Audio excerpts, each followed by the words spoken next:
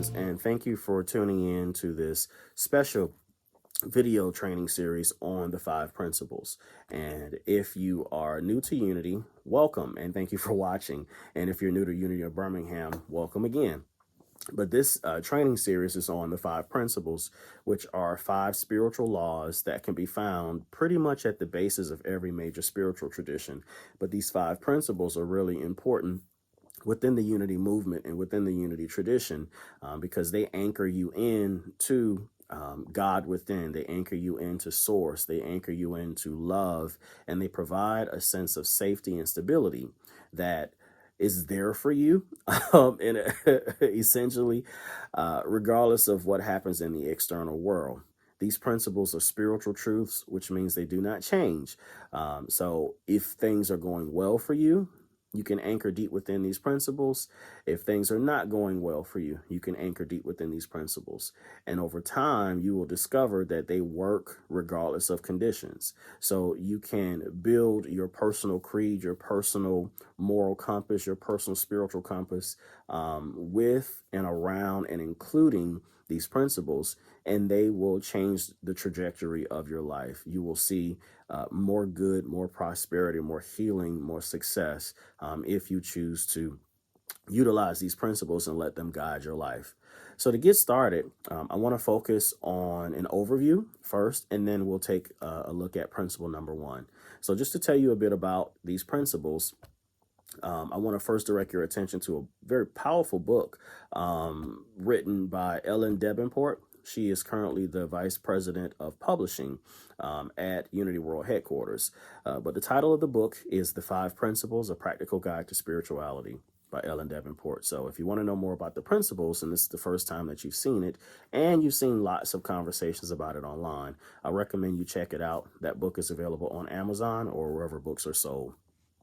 And so just a little bit about the Unity movement. It was founded in 1889 by Charles and Myrtle Fillmore.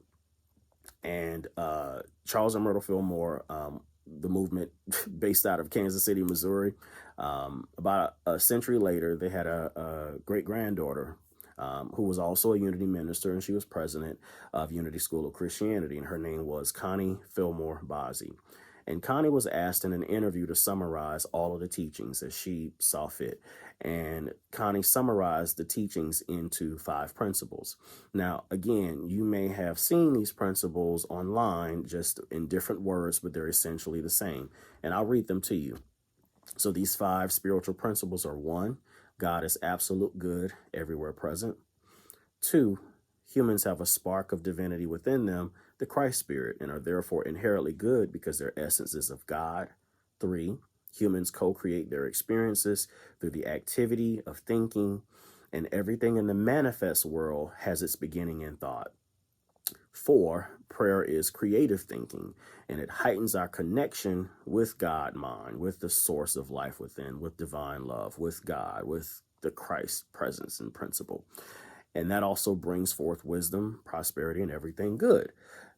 And five, knowing and understanding the laws of life, called truth principles, are not enough. We must live the truth we know. So just to pause for a bit, allow that information to sink in. I'll read them one more time. God is absolute good, everywhere present. Two, principle two, humans have a spark of divinity within them, the Christ spirit, and are therefore inherently good because their essence is of God. Three, humans co-create their experiences through the activity of thinking. Everything in the manifest world has its beginning in thought. Principle four, prayer is creative thinking. It heightens our connection with God and brings forth wisdom, prosperity, and everything good. And then principle five, knowing and understanding the laws of life, called truth principles, are not enough. We must live the truth that we know. Now, if you're a young adult or a child, or you really want a simple way to memorize the principles, take a look at your hand. You have 5 fingers on your hand, and you can think of those as the 5 principles. Principle number 1, God is. Number 2, I am. Number 3, I think. Number 4, I pray. And number 5, I live. And so these 5 principles are the bedrock of spiritual practice. And if you allow your mind and your heart and your inner life to be anchored into these principles, they will help you to shape and mold the reality that you live in, so that you can co-create a world that works for you, a world of peace and harmony and tranquility and absolute good. Now, in these short videos, just as an overview, I'll be focusing on each principle. So there will be a series of 5 videos all merged together.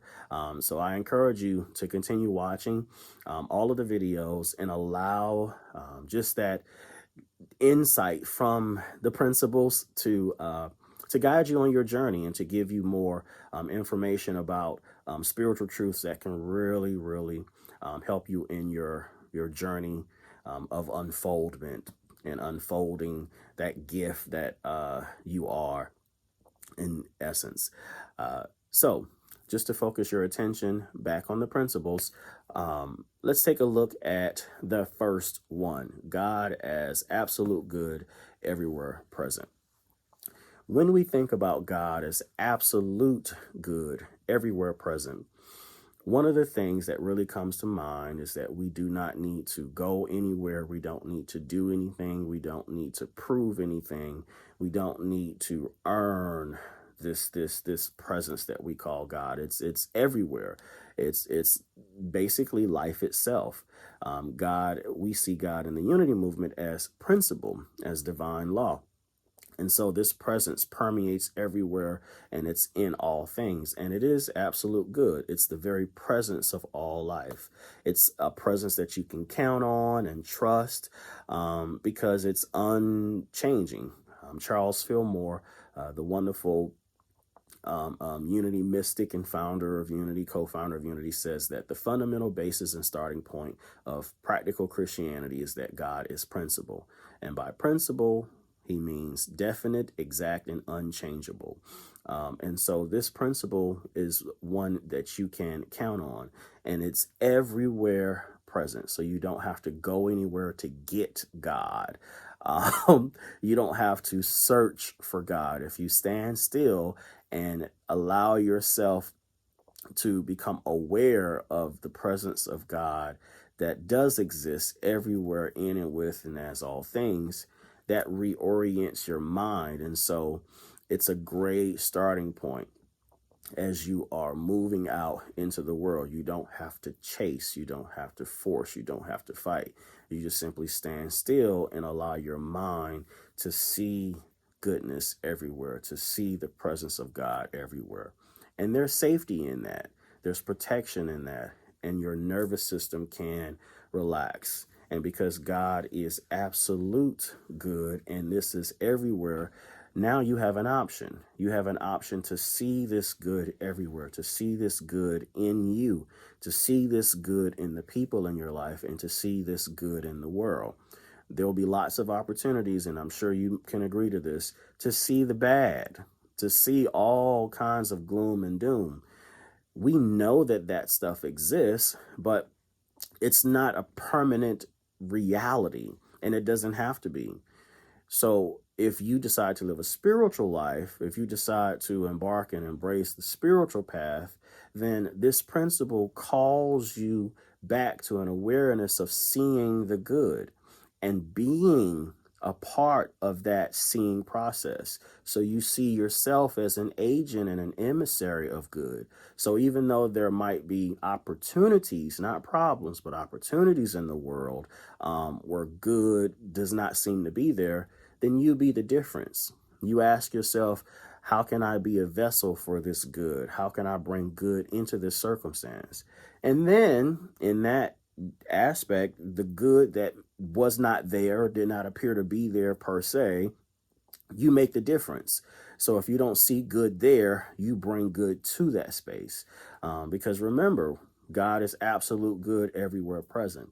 Even if it's behind the scenes, if it's on a microscopic level, there is still the potential for good to exist in the world. As we say in Unity churches, when we close out, let there be peace on earth and let there begin with me. You have to allow goodness to begin with you. And when you allow and say yes to that awareness of God being absolute goodness and being everywhere present, it does start with you. And then you move out into your world, you move out into your universe, and you bring that as an emissary of goodness everywhere you go, and it beautifies the world around you. It may take time, but over time, through that honest effort, what happens is the world around you outside starts to reflect that inner goodness that's inside, that inner goodness that you feel. Your world starts to mirror back to you.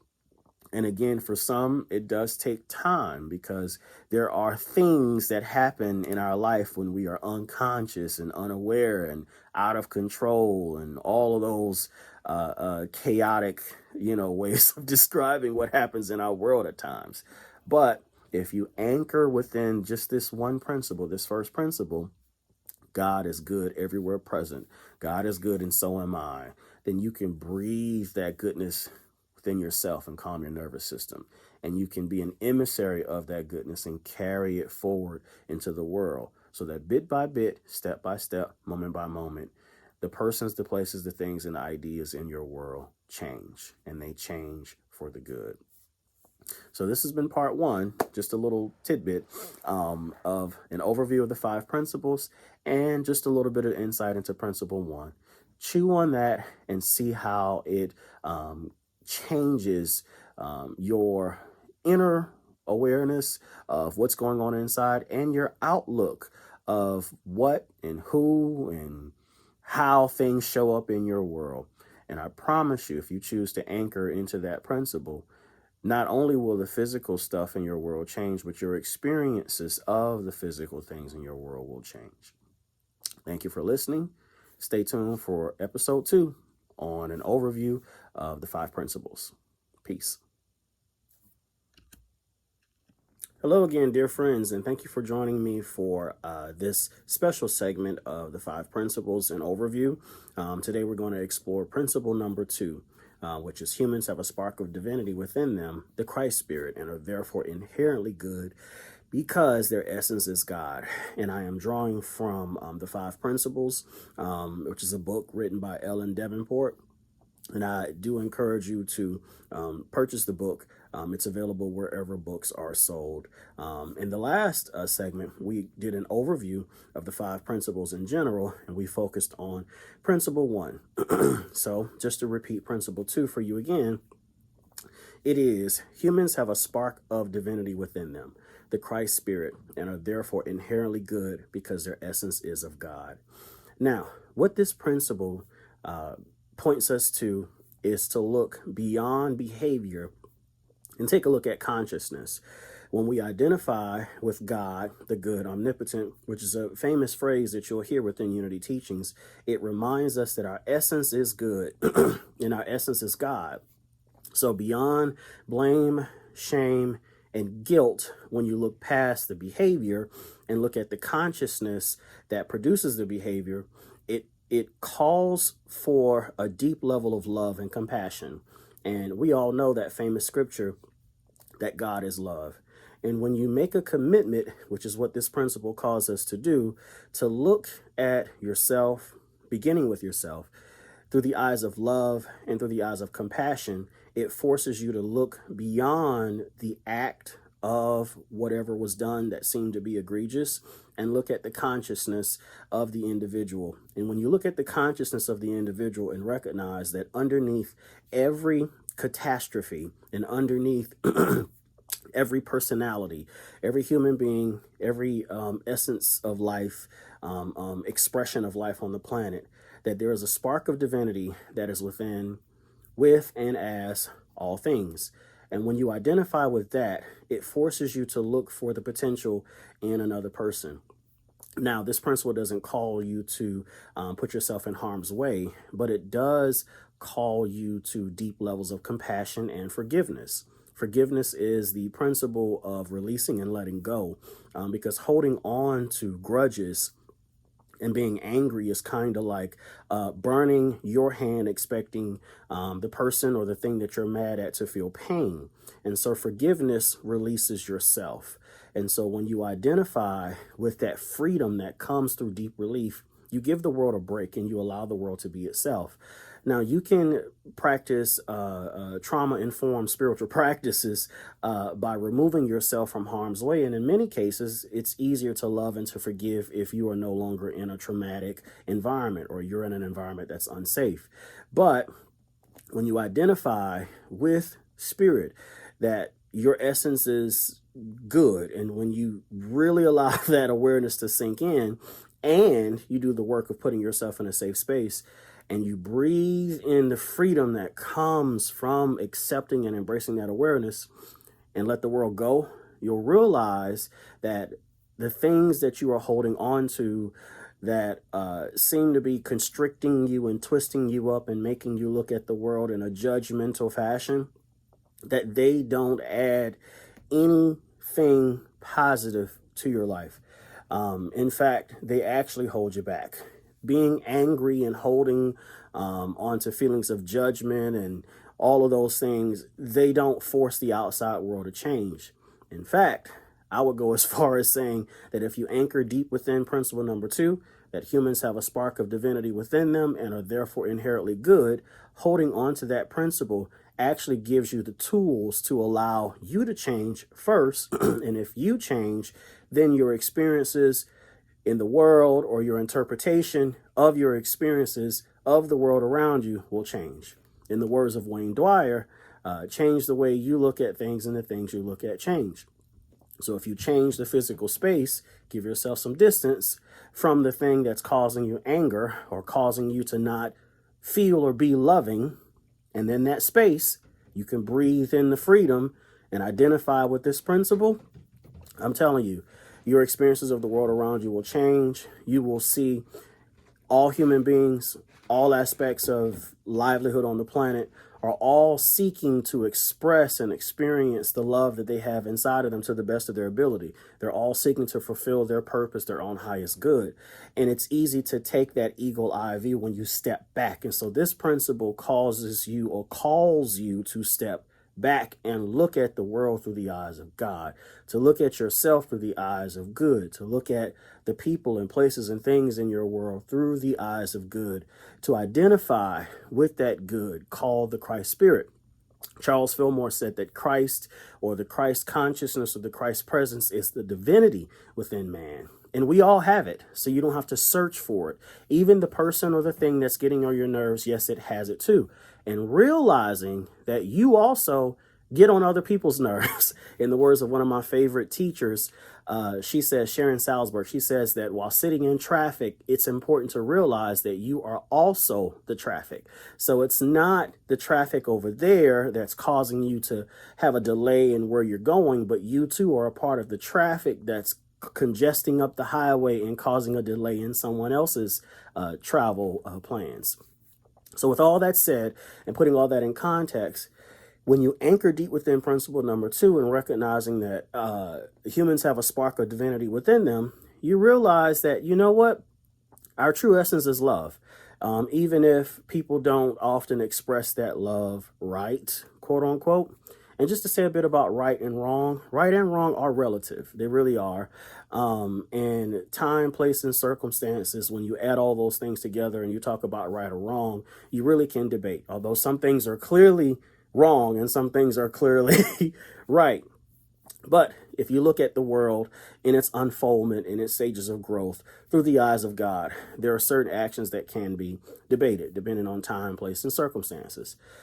So that eagle eye view, again, it's freedom, because holding on to judgment and resentment and opinions about how things should be and all of those things, they don't give you the capacity to move on, to move forward, to build your life, and to really live a good life and live out these teachings. So I tell everyone, if you are interested in practicing the principles, you're interested in anchoring into teachings that will empower you to live a better, more successful, more prosperous, a more liberated life, then you have to let go of anger and judgment and the tendency that we have as human beings to judge behavior, because This principle, principle number 2, makes you take a look at the consciousness and not so much the behavior. And if you identify with the spirit of love, the spirit of Christ, then you are more willing to allow the world to be itself.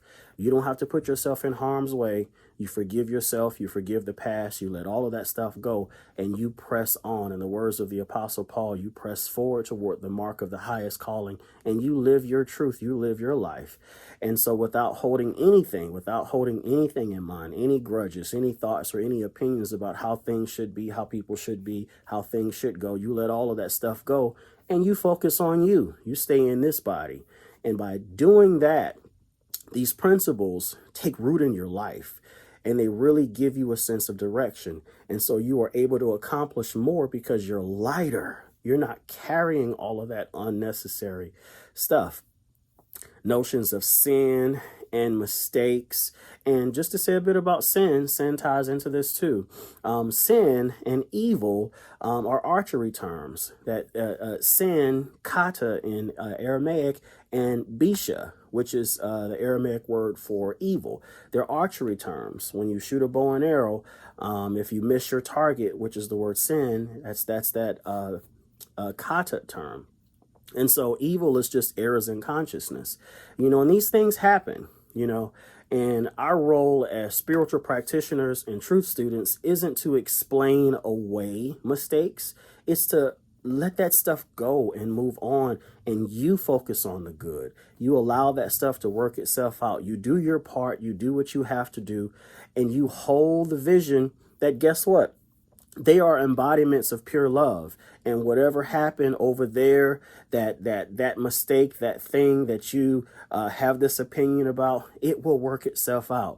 They will draw to themselves or the circumstances that they need for their own unfoldment. And so principle number 2 is a very powerful principle because it calls us back to the notion of love. It calls us back to accepting our own divinity and to look through the eyes of God and to look through the eyes of love at the divinity in the world as the world is seeking to know itself. Sometimes the world stumbles in the dark as it's seeking to know what that divinity is and how it should show up in the world and how they should relate to one another. Sometimes mistakes happen, but it's not for us to judge. It's for us to put ourselves in safe environments, listen to these principles and let them guide us, because these principles will lead you and guide you into all truth. They will lead you away from pain into freedom and into liberation, so that though 10,000 may rise on your left and on your right, to quote the psalmist David, no evil shall come near your dwelling, because there is a secret place of the Most High in which you abide. And that secret place is within your own heart. It's the presence of God, the presence of good that's within you, calling you back to the awareness that you are divine love, that you are safe, that you are protected, and that you are inherently good. And so is the world, even if the world isn't aware. So principle number 2 calls you back to that awareness. Allow that principle to guide you on today. Thank you for watching. Stay tuned for principle number 3. Grace and peace, my friends. This is Reverend Jesse Harriet. Just wanted to spend some time with you as we go over principle number 3 in our 5-part series of exploring the 5 principles. So principle number 3 is that human beings create their experiences by the activity of their thinking. Everything in the manifest realm has its beginning in thought. So again, human beings create their experiences by the activity of their thinking. And remember, depending on where you read these principles at, they have been reinterpreted, but its essence is still about the same. And that the essence of principle number 3 is that we co-create our reality with spirit, with God, divine intelligence, divine mind, whatever name you associate with this presence that's never an absence, that seems to permeate everything, is all things, including both you and I. And this teaching or this idea and all of the principles, in fact, are taken directly from Ellen Davenport's book on the 5 principles. And you can purchase it again wherever books are sold, or if you are at Unity of Beham, check out our bookstore or our lending library, and you can pick up your copy right there. And so principle number 3, just to give you some insight into the principle, and I'll borrow directly from Rev Ellen. Rev Ellen says that we are made in the image and likeness of God in chapter 3, and that God is, if anything, a creator, the intelligence behind all that we know. In the quote Myrtle Fillmore, God is not an ice cold principle like mathematics. God is neither male nor female, but principle itself that's alive, that's living, that permeates all things, just to paraphrase. And so, us being expressions of that divine being, how can we be anything but creative? In the words of John Shelby Spong, if God is the ground of being, or is being itself and not a being, then it really behooves us to be all that we can be. Because by being all that we can be, we give expression to this divine being. So the real question is that if we co-create our worlds with God through the activity of thinking, and that is principle number 3, then our thoughts, feelings, and beliefs do have the power to shape and mold our reality. And so to kind of bring it home, although we do have agency in the world, sometimes the outside world can be a tad bit unpredictable. So where do we really have our power is the real question. And our real power is in the power of choice. And Ellen goes on to say in the 5 principles that we really do have our power, and that power is demonstrated through our focus. We can choose what we want to focus on.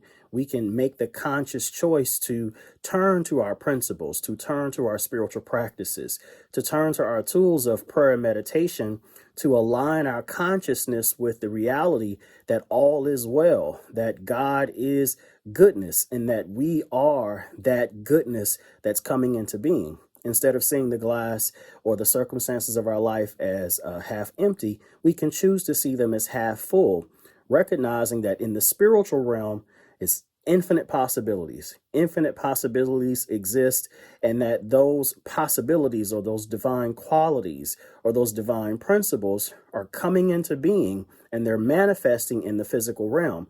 We can't often see it with our physical eyes, which is why sacred texts suggest to us that the just shall live by faith. Faith is divine imagination. It's divine audacity. It's the ability to see your physical life through the eyes of God. And that physical looking can be a bit disheartening at times. But when you look with the eyes of spirit, as suggested in the sacred text, allow that vision to be single. Your whole body will be full of light. And you learn to trust that realm, so that what you see based on appearances, you can't really trust that. But I trust deep within my heart, within my spirit, that with that insight, knowing that you are enough, that things are going to be okay, that you are stronger than you could ever realize, and you are one with the infinite. Being one with God, oh man, it doesn't matter what shows up in the outside world or in the world of appearances. When you are one with God, the intelligence behind everything that appears, you can slowly watch as God moves through you, through your conscious choice to see possibility, change the circumstances of the outside world. And over time, you learn to anchor yourself deep within principles, deep within your spiritual practices, deep within love and harmony, and deep within God, which shows up in and as all of those things under different names and different titles. So remember, thoughts are things. The thoughts that pass through your mind, if they disturb you, let them go, like clouds in the sky, like cars passing along the highway, and anchor yourself in the awareness that you're going to be okay, that you can shape and mold your experiences of the outside world by choosing to focus on God, by choosing to focus on your principles. And your feelings will align themselves with that awareness that I'm okay, that things are going to be okay, that regardless of how things look on the outside, if I hold fast to this inner vision, watch this, and I allow this vision to empower me and to give me wisdom and guidance and direction, and then I take the first step, and then I take the next step, and then I take the next step. Eventually, partnering with spirit, I will co-create not just an internal world, but a physical world that works for me. And you have the power to do it again and again and again and again, until one day you wake up and the outside world really doesn't faze you, because you know that you are pulling from a deeper, stronger source. And that source is within your very own heart. It's the presence of God that's within, with, as all things. And so you can say all things eventually work together for your good. And you can trust that and know, really, really know that within your heart, within your mind. And remember, this is principle 3, that we co-create the world, our world, through our thoughts. And so by partnering with that awareness, I am telling you, you are on the path to co-creating a world that works for you, that's full of joy and excitement and bliss. Yes, there'll be ups and downs, but guess what? The secret is that you win in the end. Thank you for watching. Tune in to the next video where we explore principle number 4. Thank you for tuning in to this special video series on the 5 principles. Remember, 5 principles can be purchased from our bookstore at Unity of Birmingham, or you can grab it from our lending library, or you could go online wherever books are sold. It was written by Reverend Ellen Davenport. And these 5 principles are the bedrock of our unity movement and of truth teachings. They are universal principles found throughout every tradition, if you choose to look for it. And so in this video, we're going to explore together principle number 4. And principle number 4, according to the 5 principles of Practical Guide to Spirituality, is that prayer is creative thinking that heightens our connection with God mind, and therefore it brings forth wisdom, healing, prosperity, and everything good. Now, Ellen goes on to say in chapter 4 that prayer would seem to be the simplest and most familiar of spiritual concepts. Even little children understand it. Prayer has been practiced by human beings throughout the ages in many different forms, addressed to gods of many different names, and yet this is where confusion often sets in regarding the 5 principles.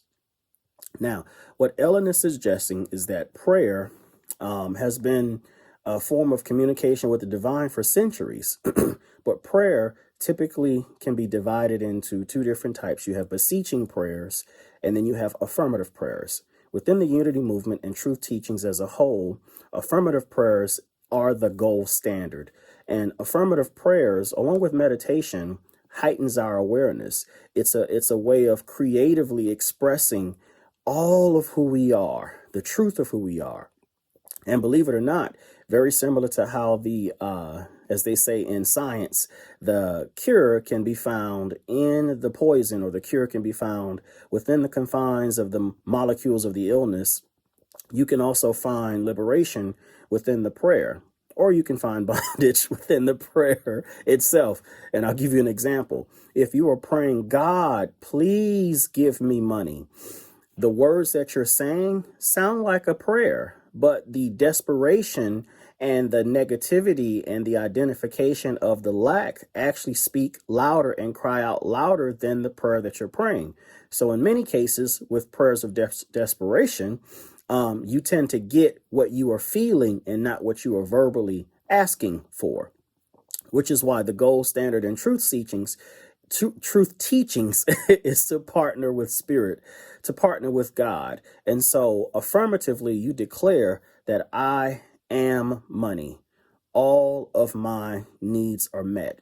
And by declaring from infinite source, the truest part of your very being, and identifying with that, oh man, money and opportunities flood your life, and things show up in ways beyond that you could ask or think. So just to kind of circle back a bit, prayer is a spiritual tool that we utilize in conjunction with principle number 4. But there are 2 main types of prayers. There's beseeching prayers, and then there are affirmative prayers. Affirmative prayers are what we typically use as our gold standard within truth teachings because they align you with the truth of who you are. Beseeching prayers align you with the facts. They're just restating the reality that you are experiencing. But if you're trying to bring in something new or something better or something higher, why restate the facts? You don't need to remind God or life or divine intelligence of what you don't have, because regardless of how you dress it up, by screaming loud, you don't have this from the standpoint of your feeling, your innermost self. The only thing you're going to pull to you is more of what you don't have. Eric Butterworth says it like this, to make it simple. We don't pray to God, we pray from God. So ours to do, or our job, is to align ourselves with spirit and then to speak truth. So we declare, I am. we declare who we are. And in that I am statement, we are affirming the truth of who we are. And subconsciously, we are reminding ourselves to look beyond appearances. We're reminding ourselves of who we are at our core, that we are one with God. And God is our money. God is infinite good. So however money shows up, through physical money, through connections, through networking, through opportunities, through things being taken care of and not necessarily through our hands, you have to remind yourself, like sacred text says, be careful how you entertain strangers unless you entertain angels unaware. Money is opportunity, and money is energy.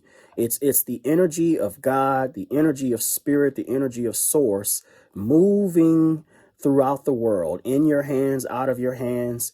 And so every time, in terms of money is released, know that everything that you give comes back to you.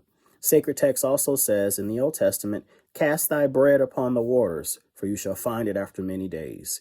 And what that means is whatever you give comes back to you, so you are never at a loss. You are in a global spiritual economy, and prayer realigns your consciousness creatively to that principle, that whatever goes out comes back to you in abundance. In fact, by releasing and letting go, you create a vacuum for more to come into your life. What happens through prayer is that your mind is changed so that you see your life and see your world through the idea of substance. Because if you truly believe and truly know and affirm that God is all there is, then God isn't a taker-backer.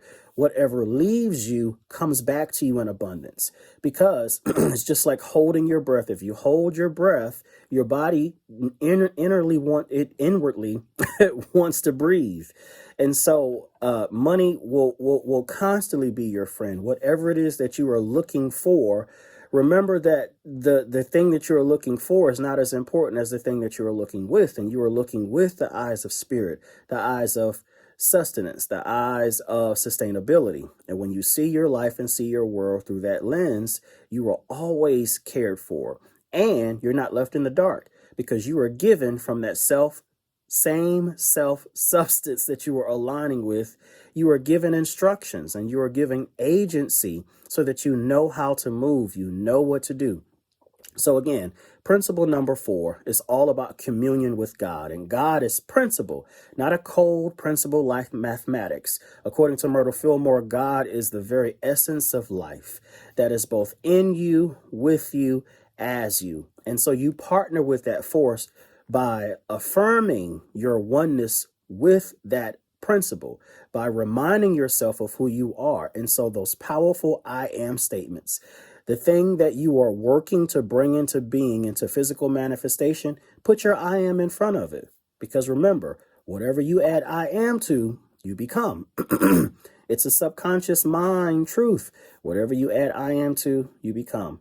And so your affirmative practice, it challenges your core beliefs and it reorients you into right relationship with God and right relationship with spirit. And through that reorientation, correct prayer, affirming truth, those affirmative statements that you say to yourself, you're declaring the truth about life, the truth about the world, the truth about everything that you are seeking to bring into being.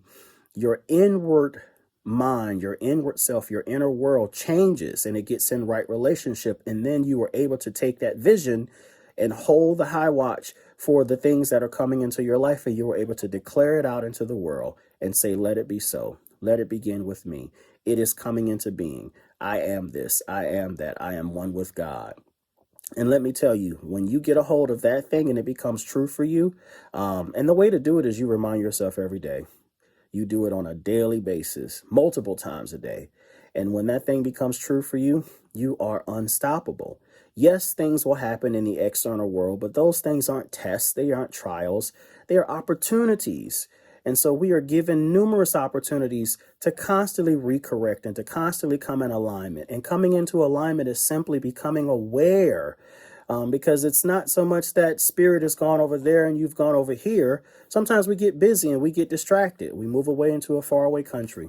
Prayer and our spiritual tools of affirmation and also meditation, it allows us to come into correct alignment with spirit so that we are able to move from that space out into life and make conscious choices from the deep wisdom and the deep knowingness that we already are, that we've just affirmed that we are. We're able to make positive, powerful choices that reinforce that good that we are declaring to ourselves. So there's no room for self-sabotage. There's no room for mistakes because all things work together for your good. And so you listen to that same voice, that still small voice that you are affirming and declaring to be God, to be ultimate good, to be the provider, to be the divine intelligence behind all of your actions. And that presence, that spirit that we call God, will lead you and guide you into all truth. And that truth is that you are powerful beyond measure, that you are one with all there is, that you have no lack, that all your needs are met, and everything that you are needing in your life will show up in divine order when it's supposed to be. And you are being guided through the process of discovering and manifesting that in which you declare to be so and be true for you and your family. So remember, principle number 4 is prayer is creative thinking. And the goal is to heighten our connection with God mind. And it brings forth prosperity, wisdom, healing, and everything good. And the way to do it is to move away from beseeching and begging prayers and declare your oneness with God. Declare your oneness with Spirit. And when you do so, I promise you, your inner and your outer world will change. Thank you for listening. Stay tuned for principle number 5. Thank you for tuning in to this 5-part series on the 5 principles. The book 5 Principles can be purchased wherever books are sold, or if you're at Unity of Birmingham, please visit our bookstore or our lending library to reserve your copy today. And so as we conclude this series, but never the practicing of our principles, principle number 5 is knowing and understanding the laws of life, also called truth, are not enough. A person must also live the truth that he or she knows. And you know, this principle out of all the principles is my favorite because it calls us to practice. This principle advises us to take up responsibility and allow these teachings, which are powerful and transformative, to guide our actions. So in times of despair, we turn to these principles and they affirm us. In times of gladness, we turn to these principles and they remind us. Turn to these principles consistently. Allow them to lead and guide you. And I promise you that you will begin to see amazing changes in your world. It doesn't mean that the effects of the world won't do what the effects of the world does. Regardless of what happens in the outside world, remember, the just shall live by faith. And your faith is rooted in principle. So these teachings, these 5 principles, are calling you to be a person of principle so that you are correctly aligning yourself with the source of life that is both in you, with you, as you, and then moving out into the world, co-creating and partnering with this spirit in divine order, in divine alignment and harmony, so that the world that you create for yourself and for your family is one of bliss and joy. It doesn't mean that you won't experience things, but those things aren't permanent. They're just the facts of life, and you will have the tools and the capacities to demonstrate them so that you will correctly see, like many truth seekers before you, that you don't have problems.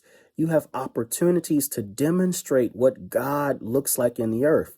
So while many individuals are praying and asking God, you are inspired through these 5 principles to declare and to demonstrate what God looks like. So you don't ask God to go to a situation to fix it. You affirm your oneness with God and allow the presence of God to guide you as it empowers you to do your part. You walk your talk, basically. You start practicing these things. You live these things out. And to quote Ellen Davenport, living the truth is more about being than doing. So you have to really get them in here. It's how we show up, from what she says, for whatever we choose to do, whether we are a business executive, a stay-at-home parent, a healer, a teacher, or a homeless wanderer. When we are living the truth, any action we take will be from a consciousness of spirit and oneness in service to the soul. And that's what these 5 principles call us to do. And so a simpler way of remembering all of the 5 principles is like we teach our children with we wisdom. God is, I am, I think, I pray, and I live. God is, I am, I think, I pray, and I live. And when you allow these 5 principles to guide you, your life inwardly is in divine harmony with the source of all life. And so you live from this consciousness. You reorient your relationship to life so that as things show up, you allow these principles to guide you. And then you start to see how the life of God moves in you and works through you. Yes, your nervous system will give you the jitters sometimes, but these are just biological responses to external stimuli. You don't allow that to stop you. When the going gets tough, affirm your principles. When things are well, affirm your principles.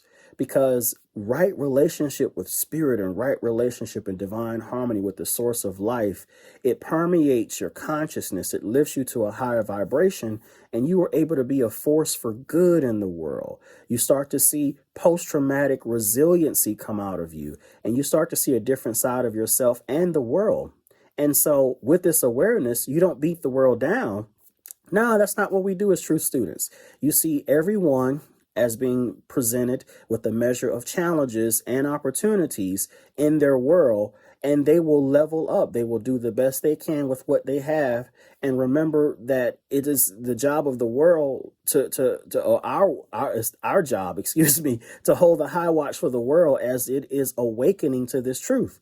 And the easiest way to do that is to remember sacred scripture. One planteth, one watereth, and it is spirit that gives the increase. So you don't even have to be upset with people that don't practice these teachings. Just remember that everyone is doing the best they can, and these 5 principles do manifest in other people's lives, just in different ways.